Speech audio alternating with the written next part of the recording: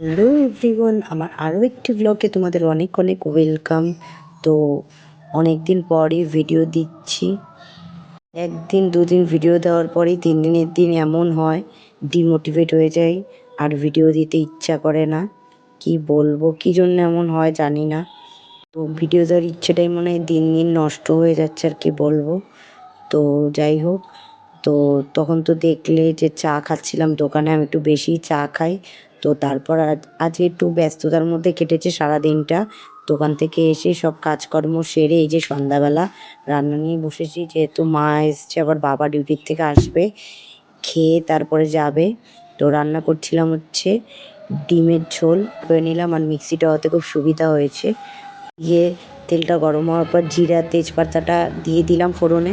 বেশিরভাগ দিন তো আমার মা রান্না করে পাঠায়, কারণ আমার বাবা মা যাই রান্না করে আমাকে কম বেশি দেয়, একা খেতে পারেন না যেহেতু মা বাবার একমাত্র মেয়ে। তাই আমারও তো উচিত একটু মাঝে মাঝে করে খাওয়ানো মা বাবাকে। ওই আর কি, সেদ্ধ ডিমের ঝোল, গোটা ডিমের ঝোলটা অ্যাকচুয়ালি আমি বেশি করি, ওটার মধ্যে আর কি মশলা ফসলা দিয়ে করি। আর এই যে মানে ডিমের অমলেটের যে ঝোলটা, এটা প্লেন করি, কিন্তু আজকে একটু মশলাপাতি দিয়ে করেছি, ইচ্ছা হলো। সো যাই হোক গাইস, আজকে ভিডিওটা এখানেই শেষ করছি। আবার পরের দিন আসবো নতুন একটা ভিডিওর সাথে। ততক্ষণের জন্য টাটা।